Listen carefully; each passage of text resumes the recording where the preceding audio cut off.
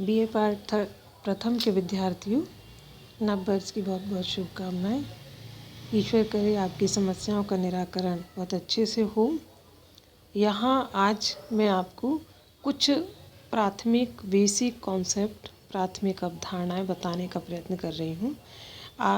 ये केवल आपके लिए ही नहीं है, जितने भी विद्यार्थी, चाहे वो थर्ड ईयर के हों, पीजी के हों, जो भी प्रतियोगी परीक्षाओं में भाग लेना चाहते हैं, समाजशास्त्र को अच्छे से समझना चाहते हैं, उनके लिए ये मूल अवधारणाएं जानना बहुत आवश्यक है। क्योंकि ये जितनी भी मूल अवधारणाएं हैं वे सभी आपकी प्रतियोगी परीक्षाओं में हमेशा आती हैं और उन्हीं को लेकर, उन्हीं को एग्जाम्पल के साथ उदाहरण सहित समझने से हमारा विषय बहुत अच्छे से हमें समझ में आता है।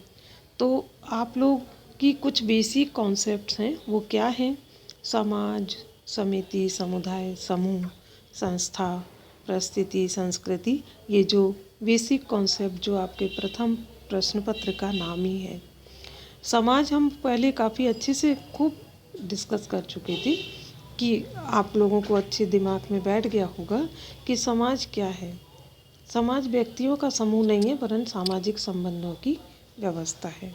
अब ये सामाजिक संबंधों की व्यवस्था कैसे बनती है और किस तरीके से हमें इसे बताना है, किस तरीके से हम इसको बनाते हैं, कैसे बनाते हैं, ये आपको इसके अंतर्गत जानेंगे कि हमारे यहाँ समाज की अवधारणा सामाजिक संबंधों के आधार पर क्यों दी गई है। तो यहाँ समझिए, यहाँ आपने पहले समझ रहे हैं आप समूह। अब समूह तो सामान्यतः आपको पता है कि क्या है, व्यक्तियों का एकत्रीकरण। लेकिन केवल एकत्रीकरण कहने से काम नहीं चलेगा। जब हम यहाँ एकत्रीकरण शब्द बोल रहे हैं तो एकत्रीकरण का मतलब है जिनमें अंत्य क्रिया पाई जाती हो, यानी केवल व्यक्तियों का योग होना ही हमें यहाँ ये समूह की अवधारणा को स्पष्ट नहीं कर रहा है। इसके लिए व्यक्तियों के मध्य आपस में अंत्य क्रिया होना आवश्यक है।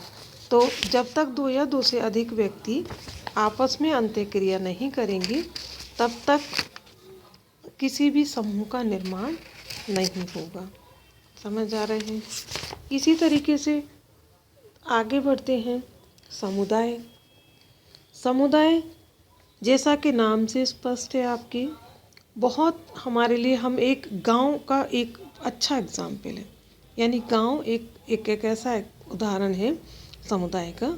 समुदाय को समझने के लिए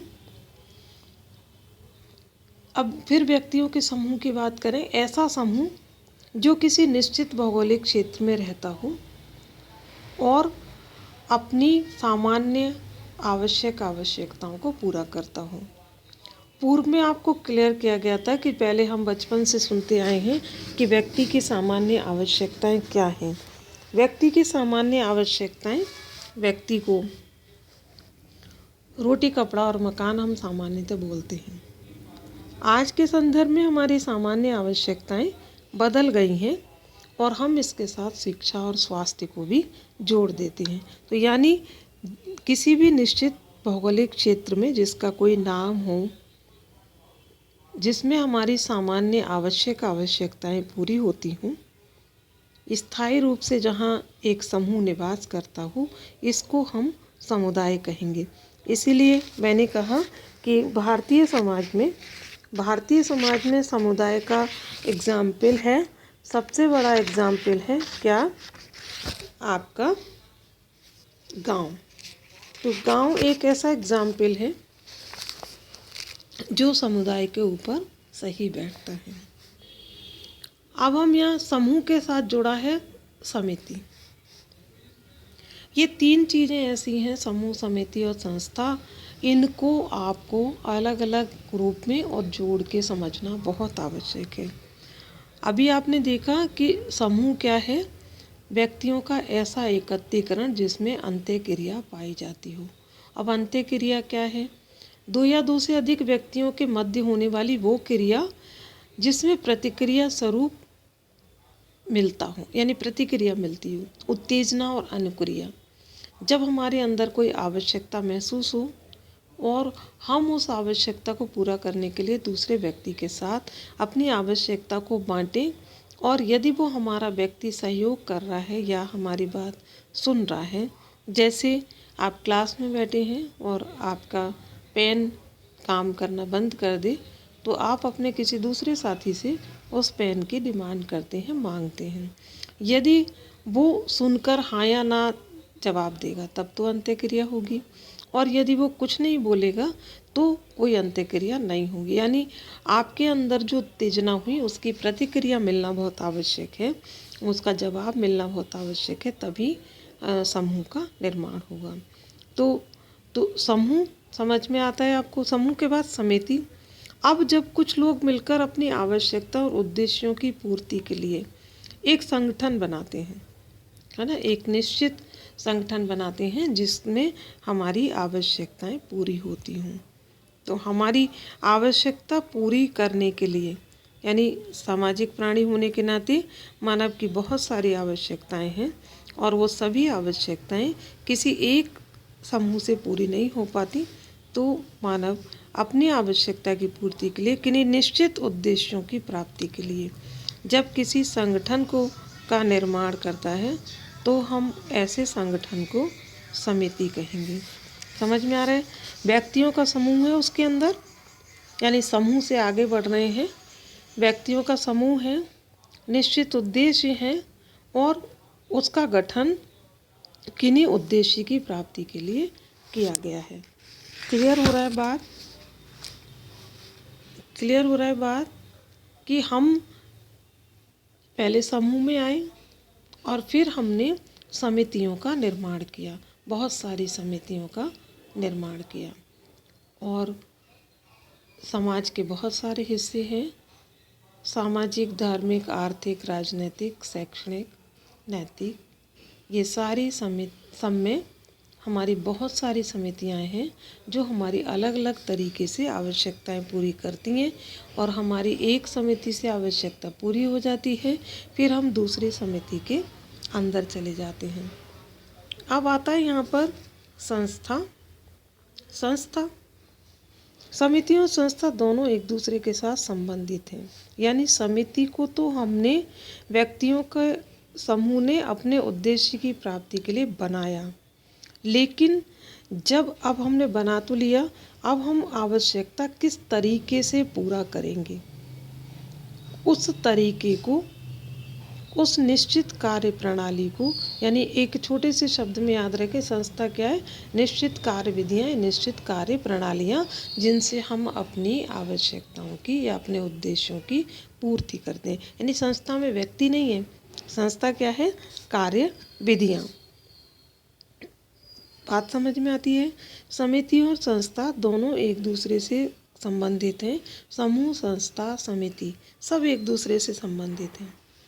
समितियों के एग्जाम्पल हो गया आर्थिक, राजनीतिक, धार्मिक, शैक्षणिक, सांस्कृतिक, जिसमें सभी हैं, व्यावसायिक हैं, सहकारी हैं, धार्मिक हैं, ये सब हमारी, और कॉलेज, शैक्षणिक संस्था। देखिए अब यहाँ फॉर एग्ज़ाम्पल 2 एग्जाम्पल से समझिए आप। परिवार, समूह भी है, समिति भी है और संस्था भी है। अब समूह कैसे है? क्योंकि इसमें 2 या 2 से अधिक व्यक्ति पाए जाते हैं। समिति क्यों है? क्योंकि हमारी बहुत सारी आवश्यकताओं की, निश्चित आवश्यकताओं की पूर्ति इसके अंतर्गत होती है। अब हम अपनी आवश्यकता किस पूर्ति से करेंगे?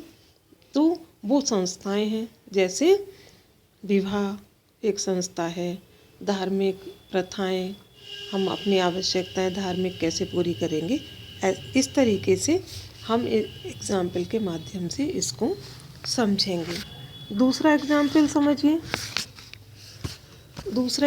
समझिए। शैक्षणिक आपका महाविद्यालय। महाविद्यालय समूह भी है, समिति भी है और संस्था भी है। कैसे? समूह है, आपको समझ में आ रहा है।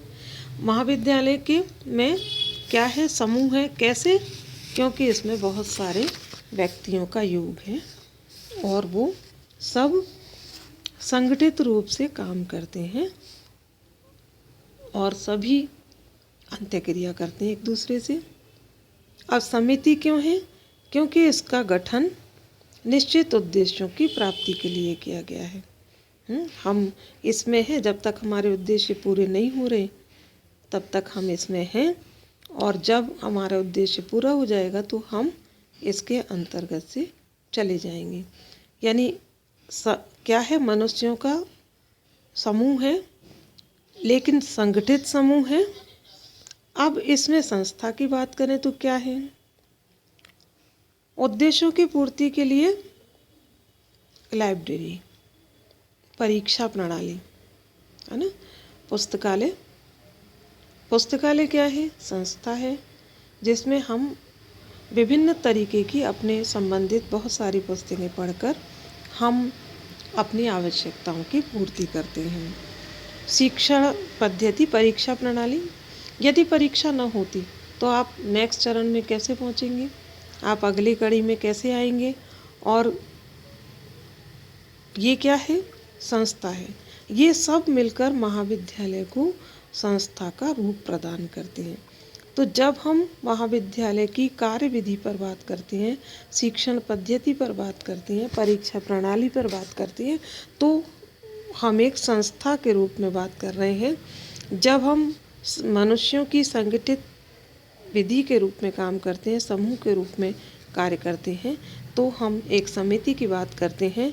और जब हम मनुष्यों के समूह की बात करते हैं, चाहे कर्मचारी हो, विद्यार्थी हो, चाहे प्राचार्य हो, चाहे टीचर हो, कोई भी हो, तो हम बात करते हैं उसमें किसका? तब क्या हो गया वो? तब वो समूह हो गया। तो यहाँ देखिए आपको समझ में आ रहा है, संस्था के लिए निश्चित भूभाग की आवश्यकता नहीं है। जो भी समूह है उसमें संस्था क्या है? कार्यविधियाँ हैं।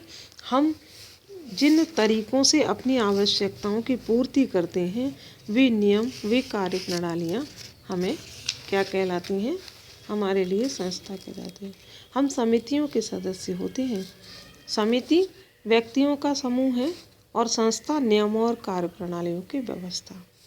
ठीक है, समिति अस्थाई है। हमारा मन आया, जब तक हमारी आवश्यकता पूरी हुई तब तक हम उसमें रुक रहे हैं, और जब हमारी आवश्यकता पूरी हो जाती है तो हम उससे हट जाते हैं। यानी हम समिति के सदस्य होते हैं, संस्था के नहीं, क्योंकि संस्था कार्य प्रणालियाँ हैं जिनसे हम अपनी आवश्यकताओं को पूरा करते हैं। क्लियर हो रही होगी चीज़ें बच्चों?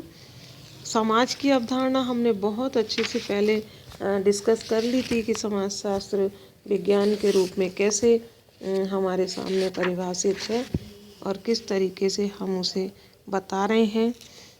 सामाजिक समूह का सदस्य हम कैसे बन रहे हैं, समूह अंत्यक्रिया कैसे करते हैं, अंत्यक्रिया के बिना किसी समूह का निर्माण नहीं हो सकता। हम फिर एग्जाम्पल से समझें कि हम रास्ते में जा रहे हैं, कोई दूसरा व्यक्ति किताब पढ़ रहा है, हमारा मन या पेपर पढ़ रहा है, हमारा मन कर रहा है हम उससे पेपर मांगें, हमने उससे पेपर मांगा, उसने हमें पेपर दे दिया तो सहयोग हुआ और अंत्यक्रिया हुई। और यदि वो हमें नहीं दे रहा तो किसी न किसी प्रकार का आपस में जवाब किसी रूप में हमें, हमारी उत्तेजना के लिए हमें प्रतिक्रिया स्वरूप कोई चीज़ हमें मिलनी चाहिए। तो समूह, फिर कई बार यही समूह जो हमने रास्ते में बनाया, हम उनसे फ़ोन नंबर और आगे हमारा गंतव्य तक पहुँचते पहुँचते हम उनसे आदान प्रदान भी कर लेते हैं और हम उन्हें बार बार अंत्यक्रिया करते हैं और धीरे धीरे करके वही समूह कई बार स्थायी रूप धारण कर लेते हैं। तो इस तरीके से आपको ये बेसिक कॉन्सेप्ट बहुत अच्छे से तैयारी करने के लिए आवश्यक है। किसी भी क्लास का विद्यार्थी हो, जो भी प्रतियोगी परीक्षा में बैठना चाहता है आगे, वह समाजशास्त्र के अंतर्गत मुख्य जो प्राथमिक अवधारणाएं हैं उनको और उनके किसने उनको तैयार किया, इनको आवश्यक है।